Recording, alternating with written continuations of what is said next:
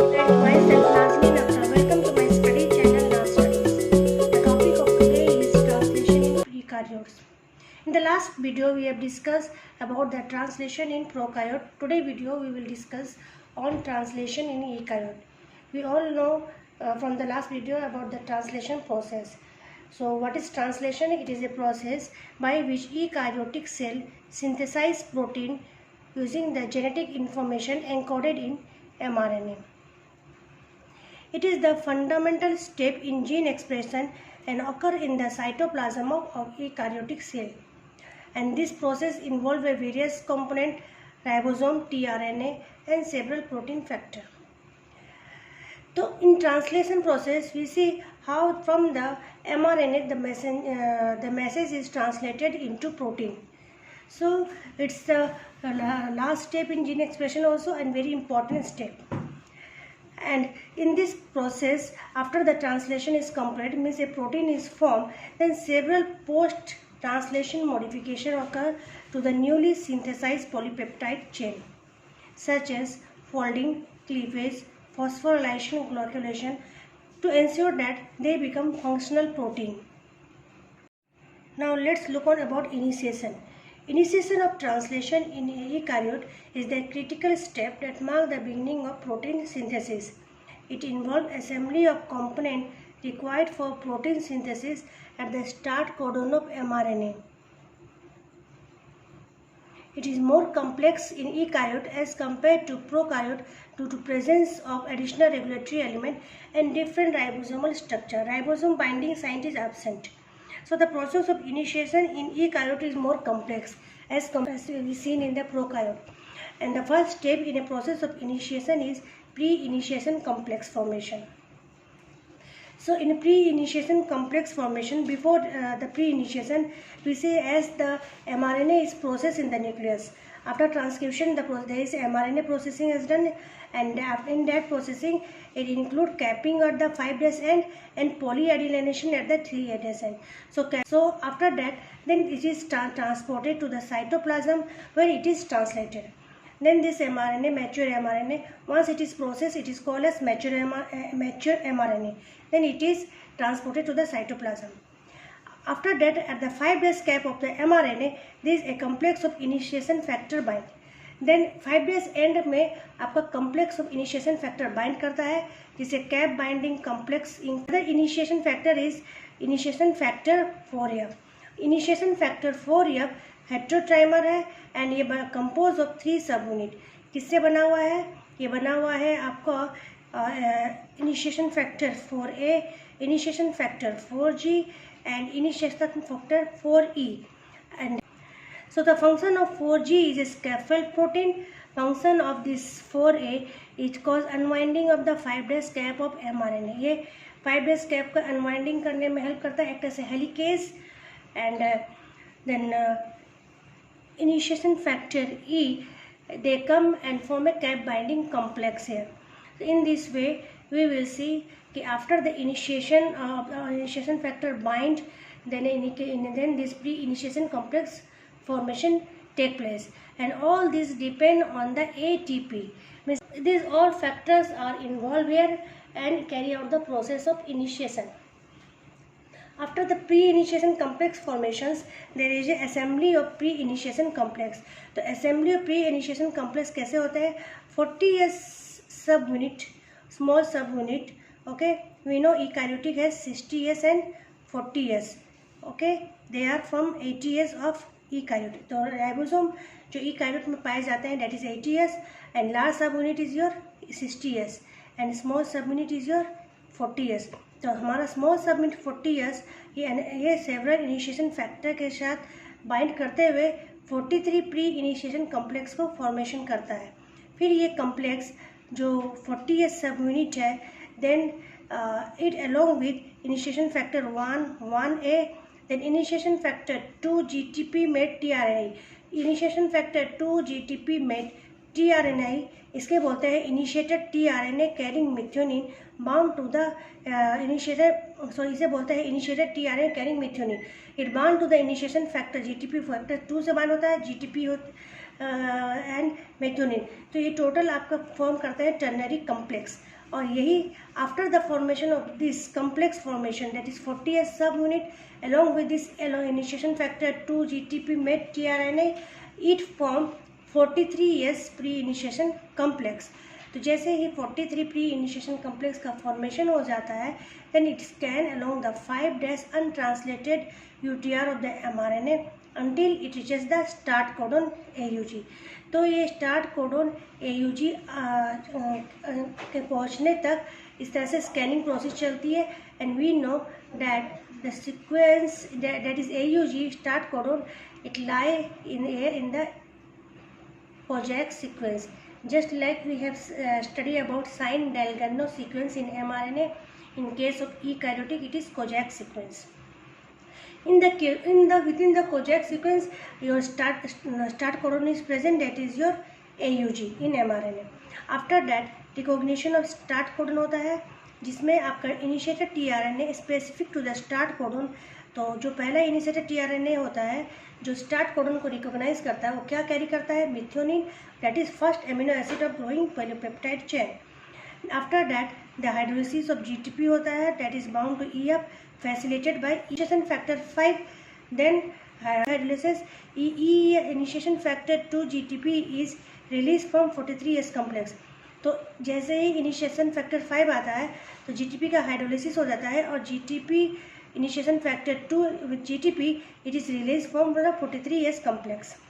After that the start codon is is recognised by the anti codon of initiated tRNA.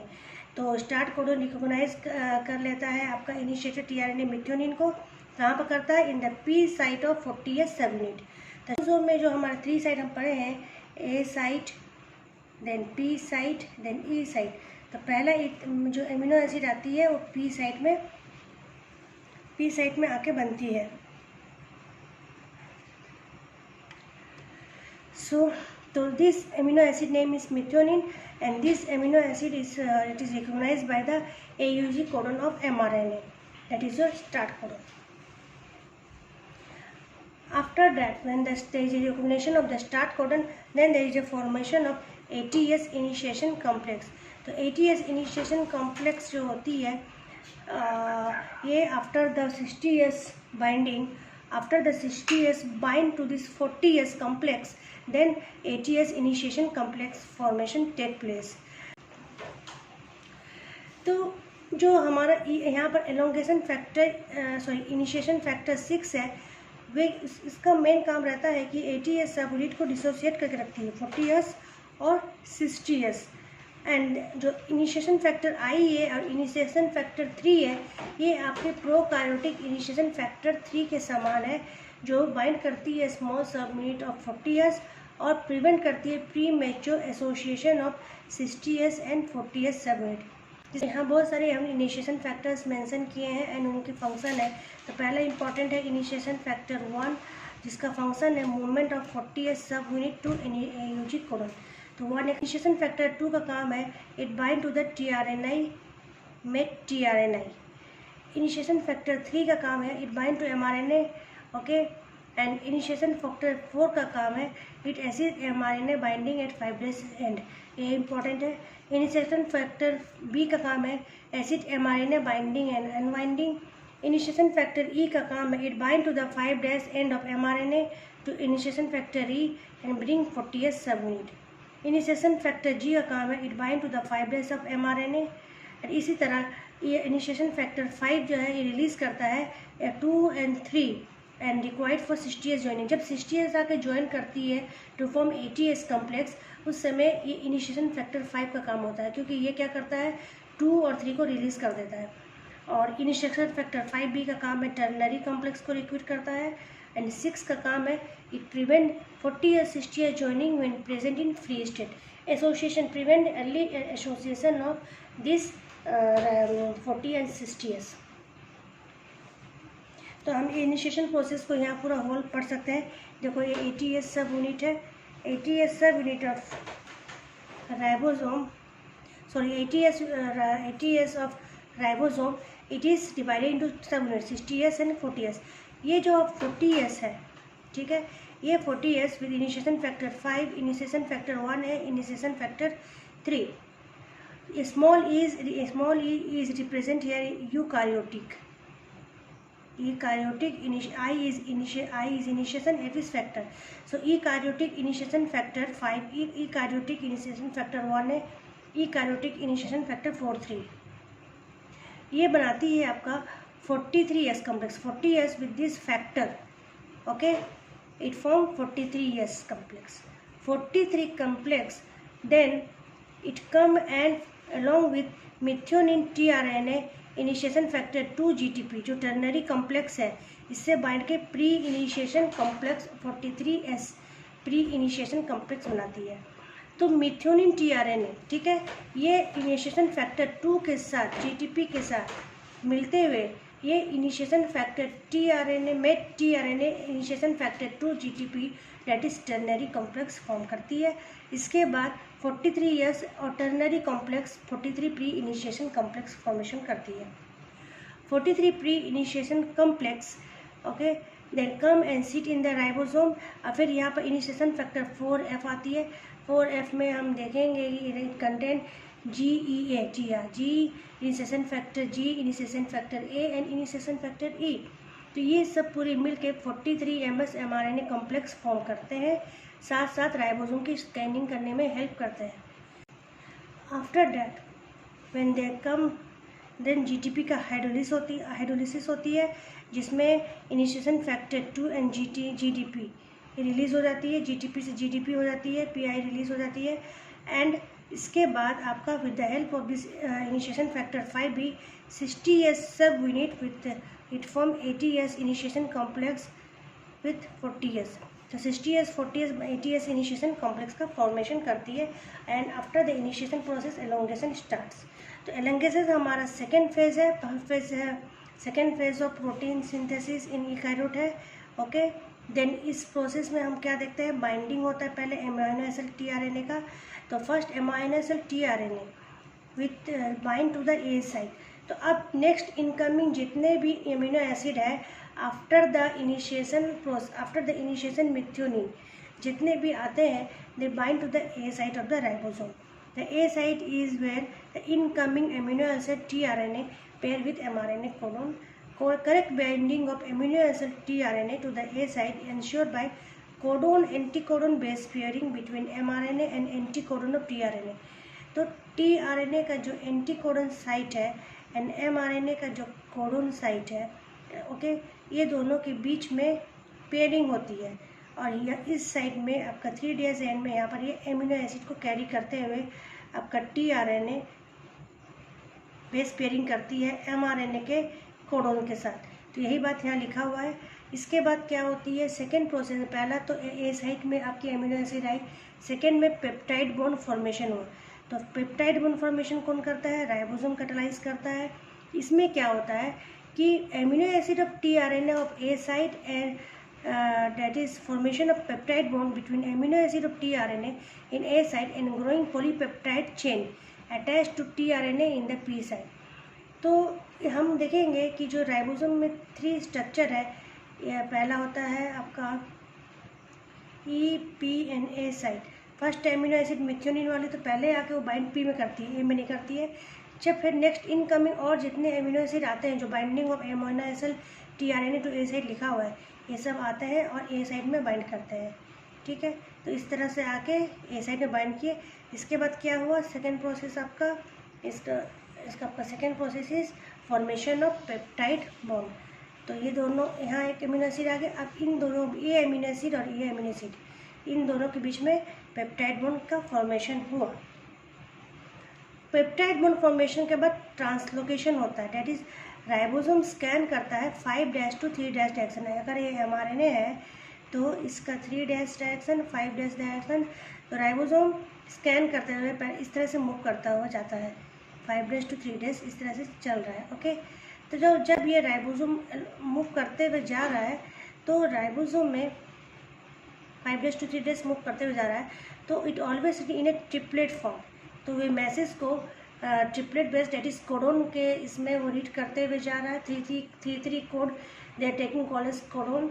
And in this way ribosome जो है 5' to 3' move कर रहा है और moving the dipeptide tRNA from A site to P site, shifting the empty tRNA from P site to E site, and that is called as elongation process. Factor यहाँ जो लगती है इसे याद रखना चाहिए, एलोंगेशन फैक्टर 1 है, एलोंगेशन फैक्टर 2।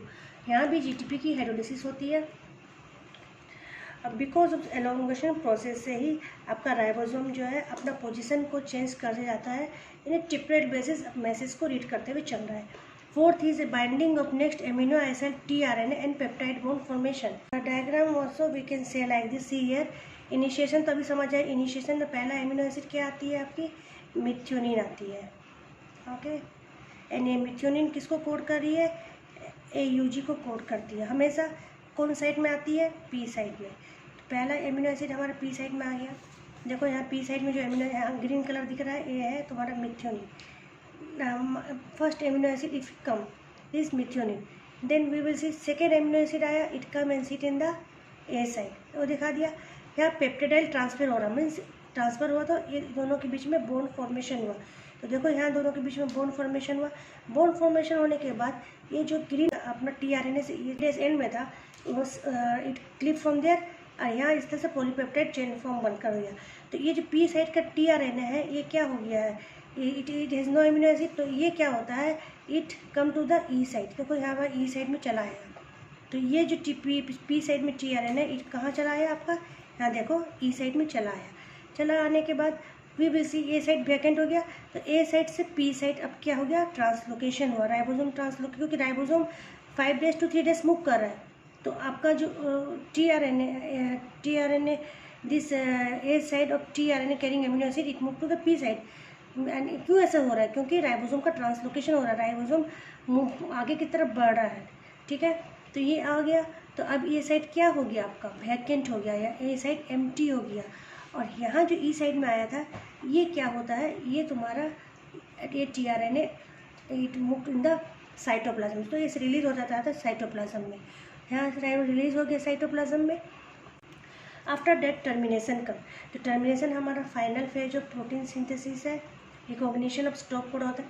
तो इसे रिकॉग्नाइज कौन करता है, टीआरए का जो एंटीकोडन साइट है, इसमें ऐसे कोई भी इसमें एंटीकोडन साइट की जो सीक्वेंस है, it can't read this UAA UAG UGA, ये स्टॉप कोडन है। मतलब mRNA में जो ये सीक्वेंस जो ये ट्रिपलेट कोडन पाए जाते हैं, tRNA के पास स्टॉप कोडन को जो कोड करने वाला कोई ऐसा एमिनो एसिड नहीं है। Stop codon do not code for any amino acid, क्योंकि इसे नहीं है जिसके एंटीकोडन साइट जो सीक्वेंस होंगे इसे कोड करेंगे या कम्प्लीमेंट्री बेस पेयरिंग करेंगे। तो इसे कौन रिकॉग्नाइज कर रहा है, इसे रिकॉग्नाइज कर रहा है आपका रिलीज फैक्टर। तो ये बाइंडिंग ऑफ रिलीज फैक्टर मतलब as that there is no tRNA that bind to this sequence of this UAG UG और UAA, but it is identified by release factor. Then when the release factor come and bind to the stop codon, जब ये stop codon से आके आता है ये side में और बाइंड करता है, तो इंस्टेड तो ये रिलीज फैक्टर इसे रिकॉग्नाइज करता है एंड रिकॉग्नाइजिंग ये पॉलीपेप्टाइड को रिलीज कर देता है, राइबोसोम को डिसअसेंबली कर देता है, mRNA को वहाँ से हटा देता है, डिस्प्लेस कर देता है। तो यही काम है आपका रिलीज फैक्टर का। और यूकैरियोटिक में जो रिलीज फैक्टर है वो ERF1 है। टर्मिनेशन इनर्शन होता है, यहाँ भी टर्मिनेशन में यही दिखाया है कि यहाँ से आपका देखो ये पॉलीपेप्टाइड रिलीज हो गया। जैसे ही आके रिलीज फैक्टर लगा यहाँ पर, release factor that is ERF1 आके लगा, E for eukaryotic and okay. ये रिलीज फैक्टर जैसे ही आके यहाँ लगा इन द ए साइड, जैसे ही लगा आपका पॉलीपेप्टाइड रिलीज हो गया, राइबोसोम रीसाइक्लिंग हो गया, राइबोसोम डिसोसिएट हो गया 40 years एंड 60 years में। एंड mRNA भी dissociate, mRNA it also dissociate हो गया वहाँ से आपके बाइंडिंग साइट से। and in this way the termination occurs. So this is all about the process of translations in eukaryote.